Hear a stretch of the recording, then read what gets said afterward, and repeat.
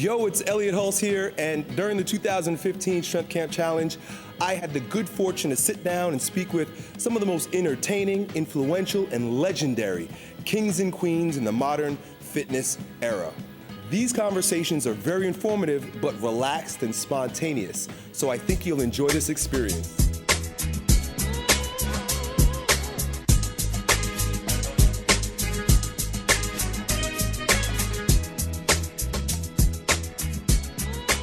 So you're in the police department. One of your buddies say, "Hey, you should be a bodybuilder because obviously you got a little bit of muscle." Then you ended up in a competition. What was the next step? What happened was I first joined the police department. I didn't have a gym or nothing because I just got to this new town. So I worked out at the station with the chief and me, him, and a few other guys. I went on a call one day, and the guy I went on the call with happened to work out at Metroplex. He's like, "Man, where you work out at?" I'm like, "Station." "Oh, no. You need to come over here to Metroplex." Some real equipment. Yeah, well, there you go. With some real equipment. I'm like, "Okay, cool." So I go over there. And the first time I walked in the gym, the guy who owned it, Brian, like, "Man, you compete?" I'm like, "No, dude, I don't compete." You don't know what the hell's going on, but everybody's in awe. I worked in the police department, yeah. Because I had, How old were you? 22-inch arms and everything, but I was 20, just graduated, 25, I think. 25 years 25, old. yeah. So Brian, like, "Hey, man, you should compete. You probably you're good at this." I'm like, "No, dude, that's crazy." I just got this nice job at the police department. Before then, I was working Domino's pizzas. I was struggling, starving. Wow. I ate pizza every day just to survive, basically. I'm like, no, I don't Pizza. want So let me ask you a question. mess this up. How did you look as a bodybuilder eating pizza? I was good genetics. Yeah, exactly. You know what? We were talking about that before. You cannot deny. Yep. Yeah, you can eat pizza. So you still gonna look good. I was still ripped. I Yeah. had abs and everything. Not even on purpose. Just genetics. Right. So Brian's like, "Oh, you could be Mr. Olympia." I didn't know nothing about all this, because where I'm from, we played basketball, we played football, we ran track. Bodybuilding was like way down there. Of course, we had powerlifting. What year was this? This was 90. Bodybuilding was nowhere on the radar.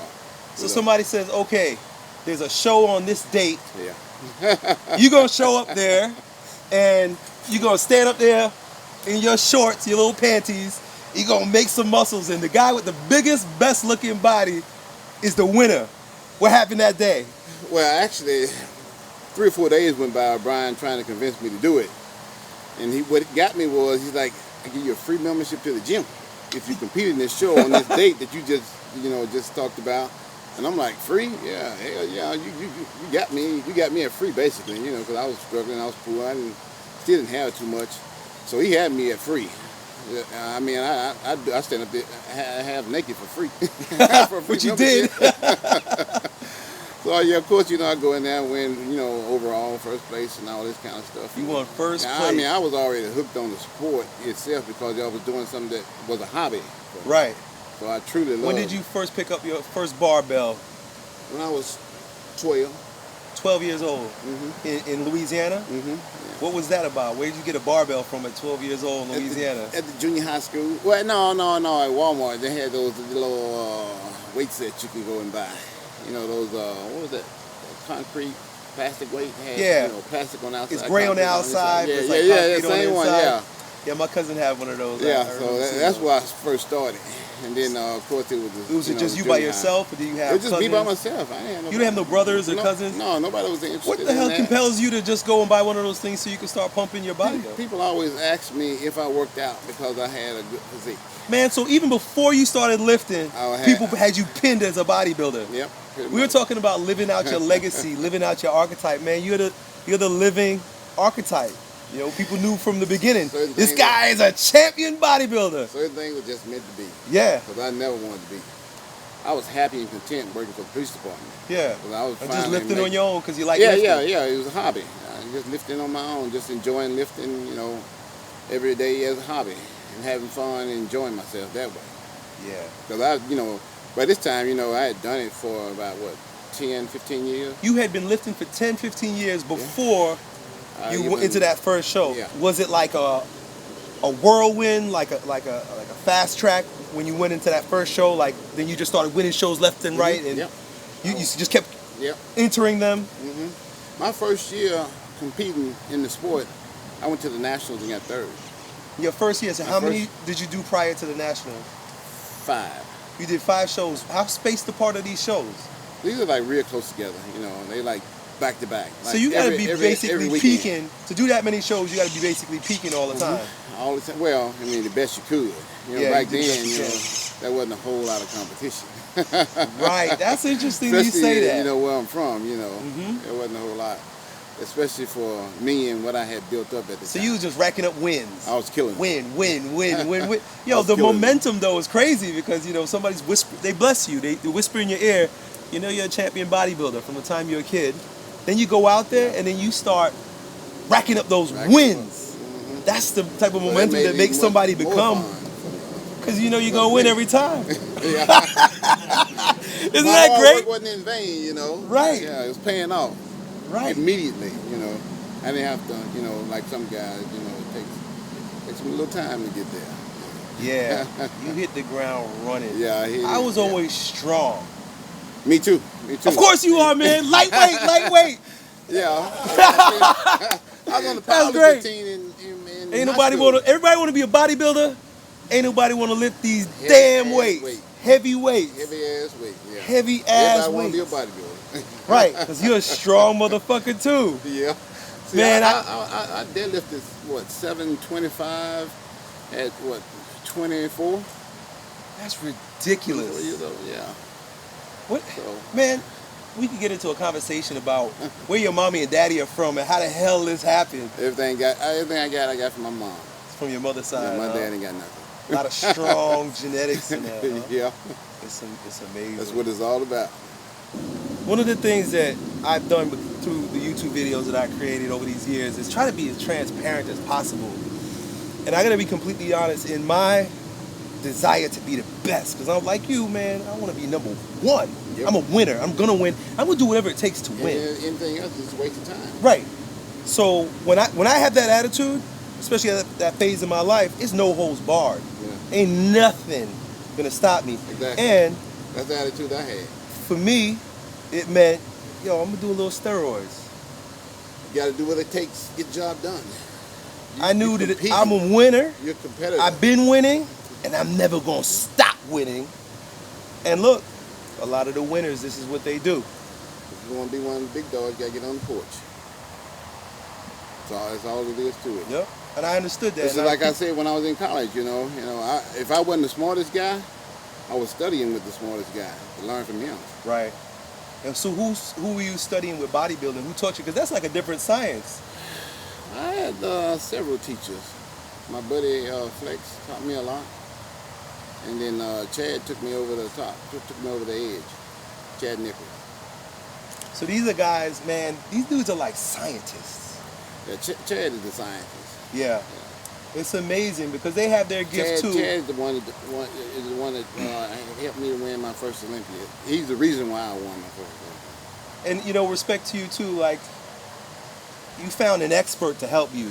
You know, a lot of guys, they go out there and they just get street shit and hurt themselves. There's a lot of kids hurting themselves out there because it's medicine.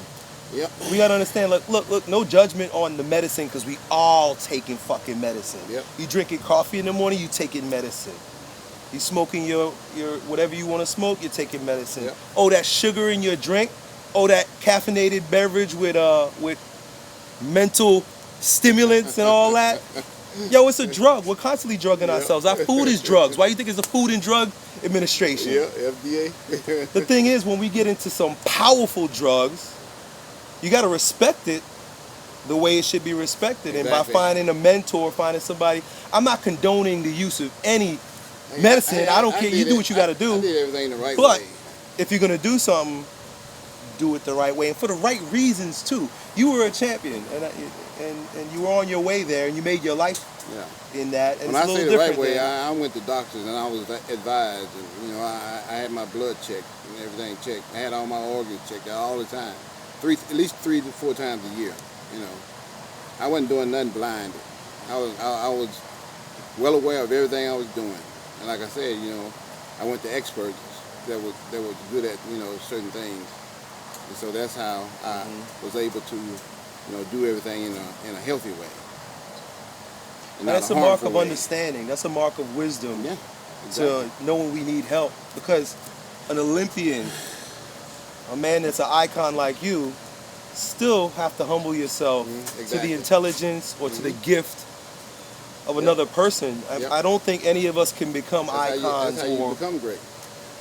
is by leaning on and being humble enough to receive the gifts Exactly. of other people that are From other people.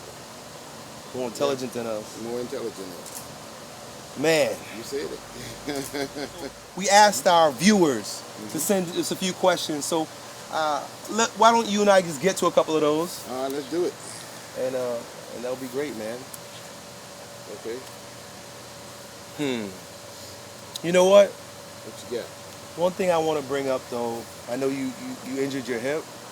No, I didn't injure my hips. Man, what happened? Genetic thing. It's a genetic thing. My whole family needed hip replacement. My brother was getting ready to have his replaced.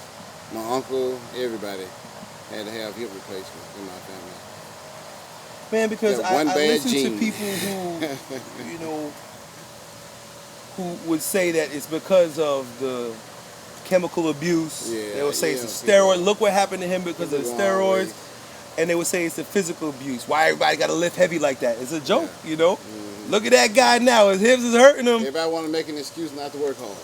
Right, so they use disdain. I spoke about that before. Yeah. Oh, all them steroids fucked him up. Yeah. Oh, lifting that heavy weight, I'm not gonna lift any heavy weight, so that they don't take responsibility. This man is sitting here right now telling us that his whole family got hips being replaced. Yeah. It's a genetic thing.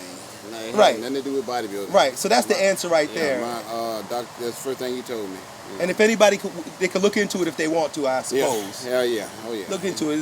It's in the day of transparency. Yep. Because nothing's hidden. Nope. Nothing's in the shadows anymore. So you want to do your research. Yep. The man is saying it right here. How old are you? 51. 51. And how is your internal health? Like, it would be interesting to know, like, when the doctor Great. check you out, what's going on with you? Everything is perfect, almost perfect. I just had a recent blood test and everything came back tip top. I'm competitive in that too. Do you still lift? Yep. What kind of As lifting heavy you as I doing these possibly days? can. You still going heavy? Well, how's your as hip heavy as handling? I can. It's a difference. Yeah, it's But where I relative. used to do 405 for a max set, now I do 225 for a max set. But you're still doing it Yeah, I'm still doing it. because you still love it. Yeah, exactly. And it doesn't matter, hip or It's no still a hip. hobby. Yeah. You know what? Honestly, all these questions were basically answered because we go so deep and it's been such a pleasurable conversation. I'm going to throw a real surface one at you. Okay. And you battle with it however you want. What is your favorite rep range for building muscle? Favorite rep range for building 10 to 15.